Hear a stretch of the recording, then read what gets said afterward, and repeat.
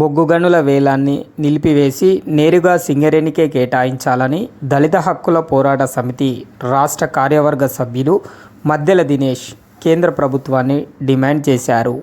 బొగ్గు గనుల వేలాన్ని నిలిపివేసి నేరుగా సింగరేణికే కేటాయించాలని జూలై 8వ తేదీ నుండి 12వ తేదీ వరకు ఏఐటియుసి చేస్తున్న దీక్షల్లో శుక్రవారం రోజున దళిత హక్కుల పోరాట సమితి ఆధ్వర్యంలో సంఘీభావం తెలిపారు. అనంతరం వారు మాట్లాడుతూ భారత కమ్యూనిస్టు పార్టీ, దళిత హక్కుల పోరాట సమితి, విద్యార్థి యువజన సంఘాల నేతృత్వంలో పేరు పేరున ప్రతి ఒక్కరికి కూడా విప్లవి వందనాలు తెలియజేస్తూ ఉన్నాం.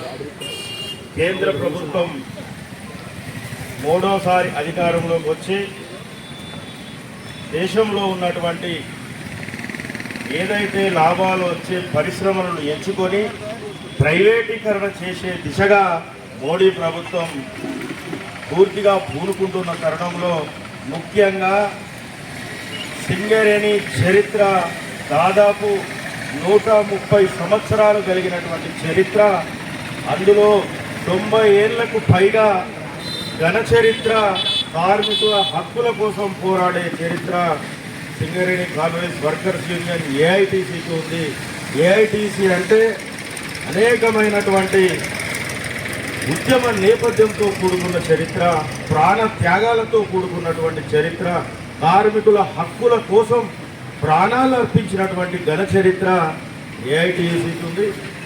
మరి ఇక్కడ కేంద్ర ప్రభుత్వం మోడీ గారు మరి గత 6 నెలల క్రిందటనే ఈ నల్ల నేల పైన సింగరేణి గడ్డపై అడుగుపెట్టి ఆర్ఎఫ్సిఎల్లో భారీ బహిరంగ సభ నిర్వహించి సింగరేణి సంస్థను ఎట్టి పరిస్థితుల్లో ప్రైవేటీకరణ చేయబోనని హామీ ఇచ్చి ఇంకో ప్రాంతానికి వెళ్ళి సింగరేణిని ప్రైవేటీకరణ చేస్తేనే మనకు అన్ని రకాలుగా లాభాలు ఉంటాయని దొంగ మాటలతో చెప్పి ఉడాయించిన గొప్ప కేడి మోడీ అని సందర్భంగా తెలియజేస్తూ, అదేవిధంగా దేశానికి వెలుగులనిచ్చే సింగరేణి కార్మికులు మరి ఉమ్మడి రాష్ట్రంలో తెలంగాణ రాష్ట్ర సాధన కోసం దాదాపు 50 రోజులకు పైగా సమ్మె చేసి రాష్ట్రాన్నే సాధించుకున్న ఘన చరిత్ర కార్మికుల చరిత్ర.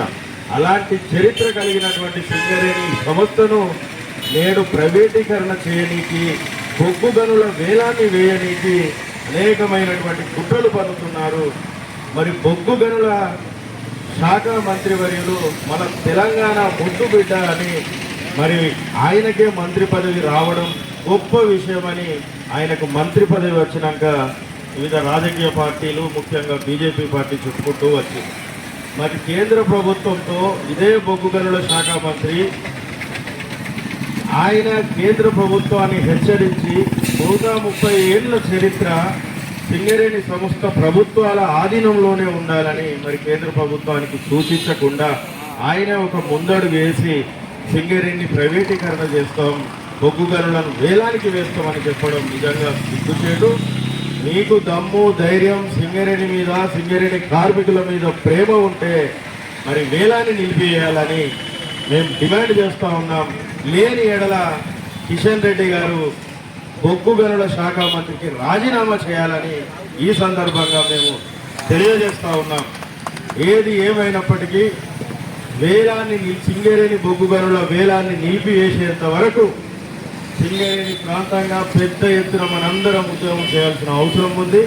రేపు 17వ తేదీన హైదరాబాద్లో వేలం ప్రకటన జరగబోతా ఉన్న తరుణంలో మరి మన అగ్ర నాయకత్వం AITC, Singareni colonies workers union, భారత కమ్యూనిస్టు పార్టీ, అదేవిధంగా కొత్తగూడెం శాసన సభ్యులు కూడా వారు ఒక రూపకల్పన చేయబోతా ఉన్నారు.